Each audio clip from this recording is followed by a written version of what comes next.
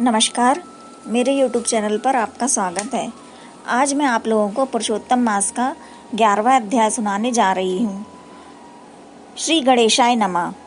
नारद जी कहने लगे, हे मुनि, सब मुनियों से भी महाकठिन ऐसा कौन सा तप उस कुमारी ने किया, सो हमसे कहिए। श्री नारायण कहने लगे, वह बाला सनातन शिव का अत्यंत उग्र तप करने लगी, जिनके सर्पों के आभूषण नंदी भृंगी से सेवित 24 तत्वों और तीनों गुणों से स्तुति किए गए महा 8 सिद्धियों और प्रकृति जटा मुकुट से शोभित भाल में अर्धचंद्र ऐसा शिव को उद्देश्य करके वह बाला ग्रीष्म ऋतु के सूर्य में पंचांगनी में स्थित हो दुष्कर तप करने लगी।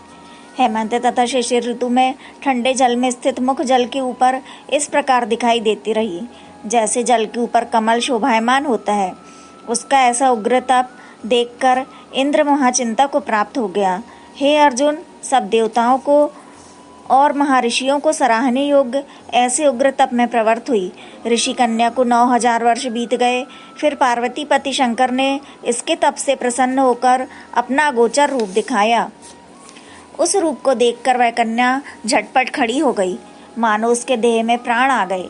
तब से उसका शरीर जो दुर्बल हो गया था, मानो हष्ट-पुष्ट हो गया।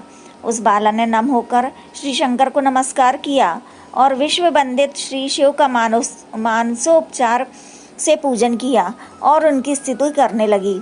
हे राजन, जब उस मेधावी ऋषि की तपस्विनी कन्या श्री शंकर भगवान की स्तुति करके शांत हुई, तब महाउग्र तप से उसका किया हुआ स्तोत्र सुनकर प्रसन्न मुख वाले श्री सदाशिव बोले, हे तपस्विनी, तेरा कल्याण हो, मनवांछित वर मांग।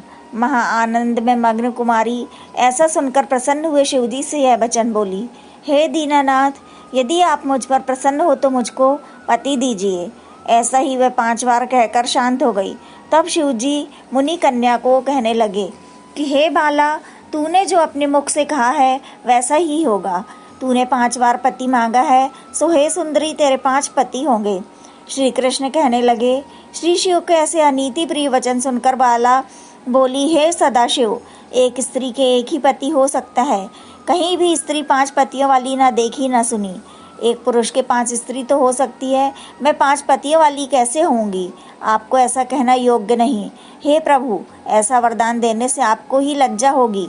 उस कन्या के ऐसे वचन सुनकर श्री शिव कहने लगे कि इस जन्म में मैं नहीं, अगले जन्म में होंगे। वहाँ तू तपोबल से योनि से उत्पन्न नहीं होगी और वहाँ अग्नि से उत्पन्न सुख को प्राप्त होकर परम पद को प्राप्त होगी।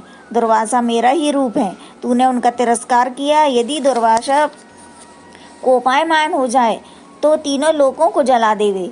तूने अत्यंत ब्रह्म तेज का तिरस्कार किया और तूने भगवान के प्रिय पुरुषोत्तम मास का व्रत नहीं किया, जिसको श्री कृष्ण भगवान ने सब ऐश्वर्य सौंप दिया। हे वाले, मैं ब्रह्मादिक देवता और नारदादिक तपस्वी जिन भगवान जी की आज्ञा नहीं टाल सकते, तूने उनको नहीं पूजा और अनादर किया, इसलिए तेरे 5 पति होंगे। हे वाले, जो पुरुषोत्तम मास की निंदा करता है वह घोर नरक में जाता है। इसके विपरीत कभी भलाई नहीं हो सकती। जो पुरुषोत्तम के भक्त हैं वह पुत्र पौत्र और धन से युक्त हैं। हम सब देवता भी पुरुषोत्तम की सेवा करते हैं।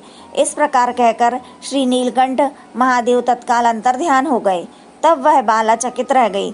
सूत जी कहने लगे, हे ऋषियों, सदाशिव के अंतर्ध्यान होने से उस कन्या को भी चिंता हो